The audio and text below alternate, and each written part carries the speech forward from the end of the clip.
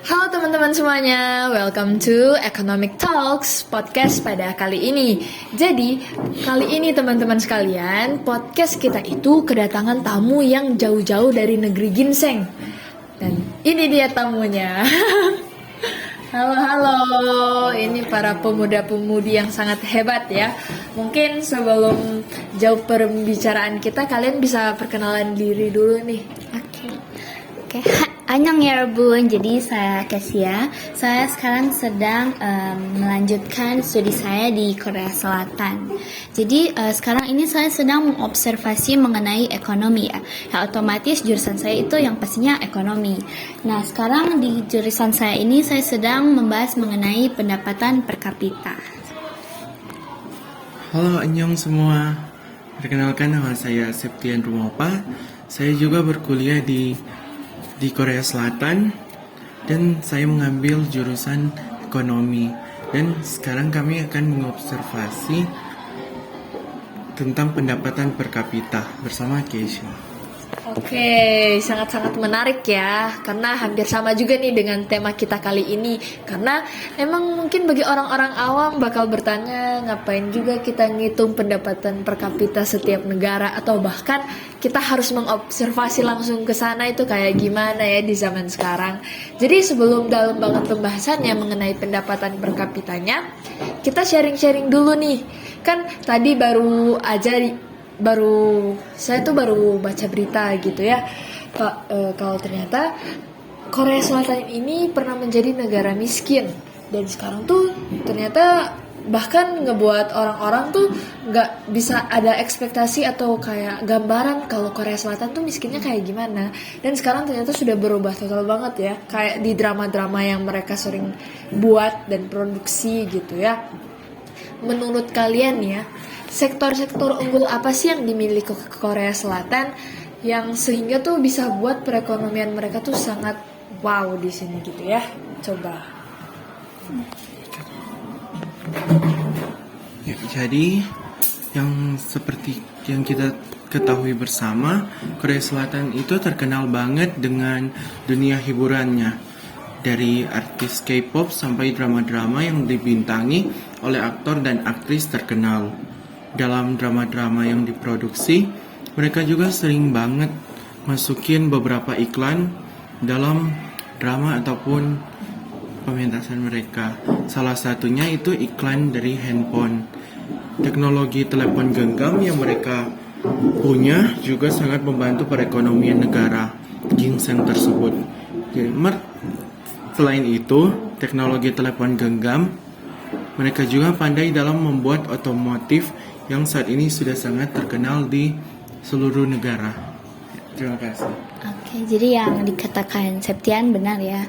Jadi Korea Selatan ini sekitar tahun 1960-an itu, mereka itu sudah menetapkan rencana pembangunan ekonomi yang berbasis ekspor, di mana mereka itu menerapkan sistem ekonomi yang bebas atau kalau seriusnya itu dibilang liberal.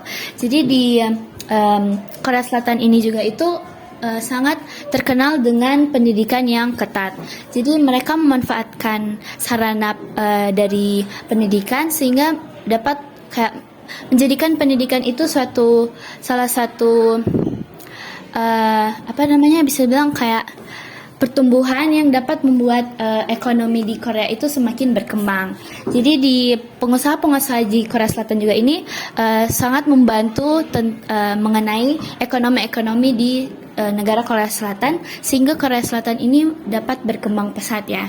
Jadi tentunya pemerintah di Korea Selatan ini mempunyai ambisi dan rancangan yang sangat besar untuk membuat Korea Selatan ini menjadi negara yang sangat berkembangnya, yang pastinya seperti itu. Oke, baik, memang ya, negara ginseng ini sudah tidak lagi kita ragukan dalam bidang perekonomian mereka. Karena memang jarang gitu ya saya dapat kabar atau berita mengenai kesenjangan ekonomi di sana, karena sektor-sektor unggulan mereka memang sudah benar-benar bertata dengan baik. Terus sekalipun ya pemimpin negara di sana tuh sudah kuat banget, menurut kalian masih ada nggak sih kesenjangan ekonomi yang terjadi di sana?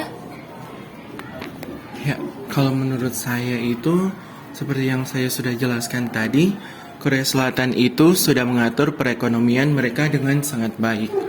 Dimulai dari sistem ekonomi yang bebas atau liberal dan kerjasama dari pemerintah serta dari para pengusaha menjadikan mereka bisa meminimalisir kesenjangan ekonomi yang ada di negara mereka atau di Korea Selatan. Saat ini sejujurnya kami belum menemukan kesenjangan ekonomi di negara Korea Selatan atau negara ginseng tersebut. Terima kasih. Nah, memang sangat benar-benar harus dicontoh ya negara ginseng ini karena udah sangat baik, saking baiknya bahkan kesenjangan ekonomi pun susah gitu ya kita cari dan didapati. Terus kalau kalian hasil observasi mungkin ya kalian di sana, cara mereka biar mereka tuh bisa mempertahankan perekonomian dengan baik itu gimana menurut kalian? Oke, jadi seingat saya ya, sekitar tahun 2017-an itu di Universitas Indonesia itu kedatangan tamu yang sangat spesial, yaitu Bapak Direktur Utama PT Bank Kephana Indonesia yang bernama Mr. Martin Lee. Beliau ini datang untuk berbagi ilmu dengan mahasiswa Universitas Indonesia ya.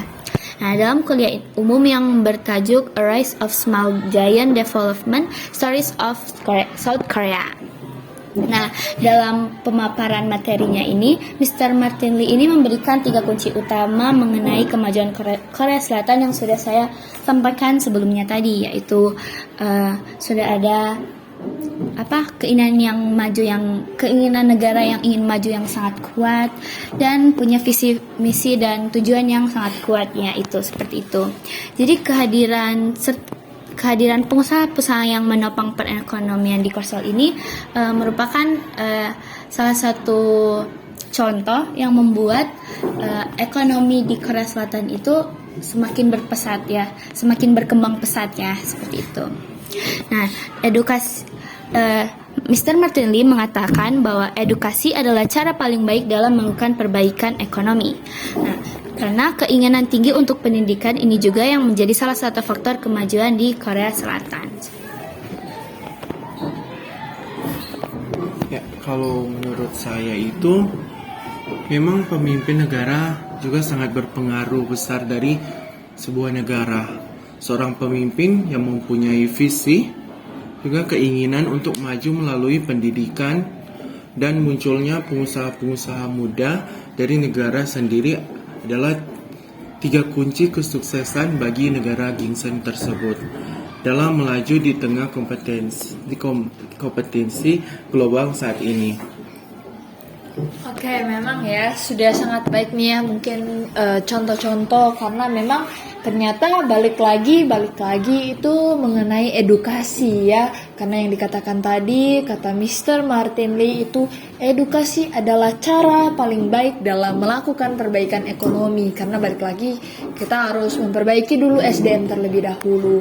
Nah, terus pendapatan per kapita di Korea Selatan nih, nah ini tuh saya sempat cari-cari nih gitu ya, mungkin kalian teman-teman bisa lihat gitu ya, ternyata memang cukup berkembang pesat ya. Kayak sampai sekarang tuh udah jatuhnya di 2023 tuh udah jadi 35.569.900 dolar US dollar gitu ya. Saya nggak pandai soal ekonomi, saya maaf ya. Tapi saya mencoba untuk bisa membawa teman-teman ya memahami perekonomian dengan baik, karena ini sharing-sharing yang gratis loh teman-teman. Jadi ini pendapat kalian ya, apakah ini kayak udah baik kah atau kayak gimana? Karena dilihat-lihat tuh udah rumah tangga per kapita mencapai 9 juta atau 9 ribu nih. 19 juta ya, 230.954 US dollar, yang merupakan angka tertinggi ya. Kalau nggak salah tuh kayak saya tuh lihatnya tuh di ASEAN juga, Korea nggak masuk ASEAN ya? Enggak. Jadi kayak maaf, bukan di ASEAN, Asia. Ya. Di Asia tuh memang PDB per kapitanya itu cukup melonjak naik ya. Bahkan di 2012 nanti ada cuplikannya di sini ya, dari 2012 sampai 2020 itu juga meningkat pesat begitu ya di negara ginseng yang sangat terkenal ini gitu teman-teman. Jadi memang nggak cukup jauh sih pembahasan kita, karena memang sekarang tuh rata-rata mau sharing aja nih. Ya kali ini mau sharing aja soal perekonomian gimana, karena kadang tuh orang-orang tuh masih awam soal ekonomi, tapi mereka tuh menggaung-gaungkan gitu ya tanpa tahu gitu. Kayak mungkin pendapatannya dari setiap keluarga, rumah tangga gitu ya.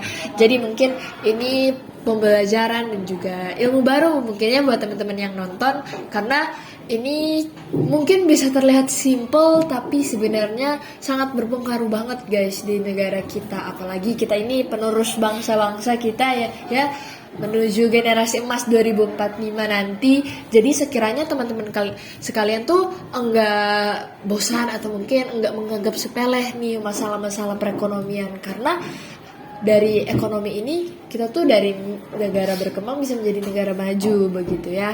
Jadi sekian ya podcast kita kali ini. Cukup asik pembahasannya dan cukup mungkin memberikan pengetahuan baru juga bagi saya, karena saya ya hobinya aja nonton drakor, tapi untuk cari researchnya lebih lanjut itu nggak bisa ya. Jadi untuk teman-teman, sekiranya podcast kita kali ini bisa membantu dan menambah ilmu bagi teman-teman sekalian. Terima kasih semuanya. Sampai jumpa di Economy Talks selanjutnya. Bye-bye.